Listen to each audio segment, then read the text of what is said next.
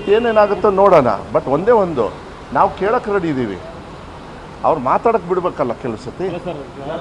ಅಲ್ಲ, ಒಂದು ನಿಮಿಷ, ಅದು ಬೇರೆ ಪ್ರಶ್ನೆ, ಅವ್ರಿಗೆ ಕೇಳಬೇಕದನ್ನ. ಸರ್ಕಾರ ಹೇಳ್ತು ತಾನೆ, ಮೊನ್ನೆ ಸ್ಪೀಕರ್ ಅವ್ರು ಹೇಳಿದ್ರಲ್ವ, ಸ್ಪೀಕರ್ ಅವ್ರು ಮೊನ್ನೆ ಹೇಳಿದ್ದಾರೆ 3 days ಬರೀ ಉತ್ತರ ಕರ್ನಾಟಕದ ಬಗ್ಗೆನೇ, ಅದು ಬಿಟ್ಟು ನಾವೇನು ಮಾಡೋದಿಲ್ಲ, ಪ್ರಶ್ನೋತ್ತರ ಅದೆಲ್ಲ ಇರ್ತದೆ, ಅದನ್ನು ಬಿಟ್ಟು ಅಂತ ಹೇಳಿ. ಇನ್ನೇನು ಬೇಕು ನಿಮಗೆ? ಇನ್ನೇನು ಕೈ ಕಾಲು ಹಿಡಿಯೋಕ್ಕಾಗತ್ತೆ ಅವರಿಗೆ? ಹಾಂ,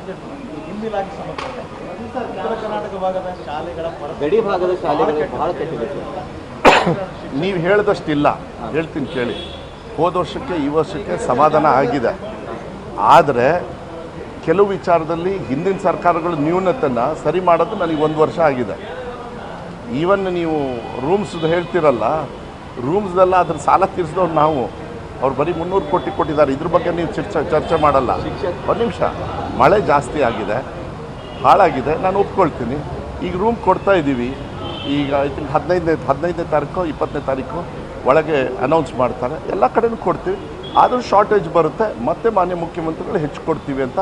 ಯಾಕೆಂದರೆ ಈ ಸತಿ ಸ್ವಲ್ಪ ಮಳೆ ಜಾಸ್ತಿ ಆಗಿರೋದ್ರಿಂದ ನಮ್ಮ ಶಿವಮೊಗ್ಗ ಮತ್ತು ಚಿಕ್ಕಮಗಳೂರು ಭಾಗದಲ್ಲಿ ಕೆಲಸ ತೊಗೊಳಕ್ಕೆ ಆಗಲಿಲ್ಲ. ಮತ್ತು ಮೊನ್ನೆ ಒಂದು 3 ದಿವಸ ಮಳೆ ಹೊಡಿತು. ಇವೆಲ್ಲ ಇರ್ತವೆ. ಇಂಪ್ರೂವ್ ಆಗಿದೆ, ಬದಲಾವಣೆಯೂ ಆಗ್ತಾಯಿದೆ. ಸಾಕಷ್ಟು ಪ್ರೋಗ್ರಾಮ್ಸ್ನ ನಾವು ಕೊಟ್ಟಿದ್ದೀವಿ. ಆದರೆ ಈ ಒಂದು ಶಾಲೆನ 46 ಶಾಲೆಗೆ ಹೋಲ್ಸಕ್ಕೆ ಹೋಗಬೇಡಿ, ಅದು ತಪ್ಪಾಗ್ತದೆ. 46 ಶಾಲೆದು ಬರೀರಿ, ಒಂದು ಒಳ್ಳೇದಾಗಲಿ, ಇದು ಇರಲಿ. ಯಾವುದೇ ನಮ್ಮ ಗಮನಕ್ಕೆ ಬರುತ್ತೆ. ಆಮೇಲೆ ಭಾಳ ವರ್ಸ್ಟ್ ಸಿಚುವೇಶನ್ ಇರೋದನ್ನ ನಾನು ಪರ್ಸ್ನಲಿ ಅದನ್ನು ಯಾವುದೇ ಸಂದರ್ಭ ನೀವು ಮಾಧ್ಯಮದಲ್ಲಿ ಬಂದಾಗ ನಮ್ಮ ಇಲಾಖೆಗೆ ನಾನು ಹೇಳಿದ್ದೀನಿ, ಮಾಧ್ಯಮದಲ್ಲಿ ಆದಷ್ಟು ಕಮ್ಮಿ ಬರುತ್ತೆ. ಹೋದ ಸತಿ ಈ ಸತಿಗೆ ಕಂಪೇರ್ ಮಾಡಿದರೆ ಸ್ವಲ್ಪ ಕಮ್ಮಿನೇ ಆಗಿದೆ. ಬಟ್ ಮಳೆಯಿಂದ ಹಾನಿಯಾಗಿರೋದೊಂದು ಸೆಗ್ರಿಗೇಟ್ ಒಂದು ಬಿಟ್ಟು ಇನ್ನುಳ್ಕಿದ್ದು ನಮ್ಮ ಗಮನಕ್ಕೆ ತಂದಿರ್ತಕ್ಕಂಥದ್ದು ಅದು ಆಗ್ತದೆ, ಏನು ಪರವಾಗಿಲ್ಲ. ಶಿಕ್ಷಕರ ನೇಮಕಾತಿ ಹೋದ ಸತಿ ನೀವು ಕೇಳಿದ್ರಿ, ಇಲ್ಲೇ 13,500 ಶಿಕ್ಷಕರ ನೇಮಕಾತಿ ಮಾಡಿದ್ದೀವಿ ನಾವು ಬಂದಮೇಲೆ. ಇನ್ನೂ ಟೋಟಲ್ 26 ಆಗುತ್ತೆ. ಇನ್ನೂ 13,000 ಈಗಾಗುತ್ತೆ. ಯಾವುದೋ ಏಡೆಡ್ ಶಾಲೆ ಮತ್ತು ಕಲ್ಯಾಣ ಕರ್ನಾಟಕ ಮತ್ತು PUC ಇಷ್ಟನ್ನು ನಾನು ಮಾಡ್ತಾಯಿದ್ದೀನಿ. ಅದೆಲ್ಲ ಪ್ರಕ್ರಿಯೆ ನಡೀತಾ ಇದೆ, ಏನು ತೊಂದರೆ ಏನಿಲ್ಲ. ಕ್ಯಾಬಿನೆಟಲ್ಲಿ ಅಪ್ರೂವಲ್ ಆಯಿತು, ಸ್ಯಾಂಕ್ಷನ್ ಆಯಿತು, ಎಲ್ಲ ಆಯಿತು. ಈಗ ಪ್ರಕ್ರಿಯೆಯನ್ನು ಸ್ಟಾರ್ಟ್ ಮಾಡಿ ನೋಟಿಫಿಕೇಷನ್ ಬೇಗ ಹೊಡಿಸ್ತೀವಿ. ಅದನ್ನೇನು ತೊಂದರೆ ಏನಾಗೋದಿಲ್ಲ. ಒಂದು ನಿಮಿಷ, NGOಗೆ ಮುಂಚೆಯಿಂದನೂ ಪ್ರಾಕ್ಟೀಸ್ ಕೆಲವು ಕಡೆಗೆ ಮಾತ್ರ, ಎಲ್ಲ ಕಡೆ ಅಲ್ಲ. ಇಡೀ ರಾಜ್ಯದಲ್ಲಿ SDMCಯವರು ಅವರ ನೇತೃತ್ವದಲ್ಲೇ ಶಾಲೆ ಮಟ್ಟದಲ್ಲೇ ಮಾಡಬೇಕು ಅಂತ ಹಿಂದಿನ ಸರ್ಕಾರದವರು ಕೆಲವು NGOಸಿಗೆ ಕೊಟ್ಟಿರ್ತಕ್ಕಂಥದ್ದು ಅದು ಹಾಗೆ ಕಂಟಿನ್ಯೂ ಆಗಿದೆ. ಅವರಿಂದ ಏನಾದ್ರು ತಪ್ಪಾದರೆ ಮಾತ್ರ ನಾವು ಆ್ಯಕ್ಷನ್ ತೊಗೋಬೋದು. ಆ ತಪ್ಪುಗಳು ಏನಾದ್ರು ಇದ್ದರೆ ಹೇಳಿ. ನನಗೆ ಗೊತ್ತಿರೋ ಪ್ರಕಾರ ಬಿಸಿ ಊಟದ್ದು we are standing number 1 and you have to accept it and ಅದು ಹಾಕಿ ಚೆನ್ನಾಗಿ. ಇಲ್ಲ, ಗಡಿ ಶಾಲೆದೆಲ್ಲ ಡೀಟೇಲ್ಸ್ ಎಲ್ಲ ಅಲ್ಲ, ಅದನ್ನೆಲ್ಲ ಅಟೆಂಡ್ ಮಾಡ್ತಾ ಇದ್ದೀವಿ. ನಮ್ಮ ಆಫೀಸರ್ಸ್ ಅವರೇ ಪರ್ಸ್ನಲಾಗಿ ಹೋಗಿದ್ದಾರೆ. ಪರ್ಸ್ನಲ್ ಹೋಗಿ ಅಲ್ಲಿ ಏನೇನು ಸೌಕರ್ಯ ಬೇಕು ಅದು ನನ್ನ ರೆಸ್ಪಾನ್ಸಿಬಿಲಿಟಿ. ನಾವು ಮಾಡ್ತಕ್ಕಂಥದ್ದನ್ನು ನಾವು ಮಾಡ್ತೀವಿ.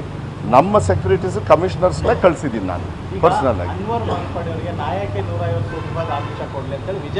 ವಿಜೇಂದ್ರ ಅವ್ರು ಪ್ಲೇಟ್ ಚೇಂಜ್ ಮಾಡಿಸ್ತಾರೆ ಅವರು ಓವರ್ ನೈಟ್. ಅವ್ರಿಗೆ ಅಭ್ಯಾಸ ಇದೆ. ಚೋಟ ಸಿಗ್ನೇಚರ್ ಮಾಡಿ ಅವ್ರ ಅಪ್ಪನ ಜೈಲಿಗೆ ಕಳಿಸಿ ಅಡ್ಬಿಟ್ಟು ದುಡ್ಡು ಇರ್ತದಲ್ಲ ಅದ್ರಲ್ಲಿ ಮಾಡ್ತಾರೆ. ಅವ್ರ ಕೆಲಸ ಐತೆ ಅವ್ರಿಗೆ, ಅದು ಅನುಭವ ಇದೆ ಅವರಿಗೆ. ಅದೇನು ಹೊಸದೇನಲ್ಲ. ಹಾಂ, ಅವರೇ ಹೇಳ್ಕೊಂಡಾರಲ್ಲ ಮುಂಚೆ, ನಾನೇ ಹೇಳಿದ್ದ. ಅವ್ರು ಹೇಳಿದ್ದಕ್ಕೆ ತಾನೇ ನಾವು ಹೇಳೋದು. ಓವರ್ ನೈಟ್ ಹಿಂಗಾಗ್ಬಿಡುತ್ತೆ ಅಂತ ಹೇಳಿದರು. So you have to see. ಇದೆಲ್ಲದು ಏನು ಗೊತ್ತಾ, ಸೂಕ್ತವಾಗಿರ್ತಕ್ಕಂಥ ಇನ್ವೆಸ್ಟಿಗೇಷನ್ಸ್ ಆಗಬೇಕು, ಅವ್ರ ಮೇಲೆ ಆ್ಯಕ್ಷನ್ ತಗೋಬೇಕು. ಯಾರೇ ಆಗಲಿ, ಯಾವುದೇ ಪಕ್ಷದವರಾಗಲಿ, ಯಾವುದೇ ಜನಪ್ರತಿನಿಧಿ. ಯಾಕೆಂದರೆ ಸರ್ಕಾರದ ಹಣಗಳು ಅದನ್ನು ಹೆಂಗೆ ಬೇಕು ಹಂಗೆ ಉಪಯೋಗ ಮಾಡ್ಕೊಳ್ಳೋದು ಈ ಕೋವಿಡ್ ಟೈಮಲ್ಲಿ ಮಾಡಿದ್ರಲ್ಲ, ಆ ಥರ ಮಾಡೋದಕ್ಕೆ ಯಾವತ್ತೂ ಬಿಡೋದಿಲ್ಲ. ನನಗೆ ಗೊತ್ತಿರೋ ಪ್ರಕಾರ ಸಿದ್ದರಾಮಯ್ಯ ಸರ್ಕಾರ ಯಾವುದೇ ಕಾನೂನು ಬಾಹಿರ ಯಾವುದೇ ಸಂದರ್ಭದಲ್ಲಿ ಯಾವ್ಯಾವಾಗ ಆಗಿದ್ರೂ ಯಾವುದೇ ಸರ್ಕಾರದ್ದು ಅದನ್ನು ಆ್ಯಕ್ಷನ್ ತೊಗೋಬೇಕಂತ ನಾವೆಲ್ಲರೂ ಕೂಡ ಸಹಮತದಿಂದ ಅವರಿಗೆ ನಾನು ಹೇಳಲಿಕ್ಕೆ ಇಷ್ಟಪಡ್ತೀನಿ. ಅದಾಯ್ತಲ್ಲ, ಈಗ ಇನ್ವೆಸ್ಟಿಗೇಷನ್ ಕೊಟ್ಟೈತೆ. ಅದು ಅಷ್ಟು ಈಸಿಯಾಗಿ ಬಿಡೋದಿಲ್ಲ. ಅದು ಬಿಡಬಾರ್ದು. ಆ 2 ವರ್ಷದಲ್ಲಿ ಒದ್ದಾಟ ನೋಡಿರ್ತಕ್ಕಂಥದ್ದು ಅದನ್ನು ಮಾಡಬಾರ್ದು, ಬಿಡಬಾರ್ದು. ಸಾವಲ್ಲೂ ದುಡ್ಡು ಹೊಡಿತಾರಂತ ಹೇಳಿದರೆ ಬಿಡಬಾರ್ದು. Thank you.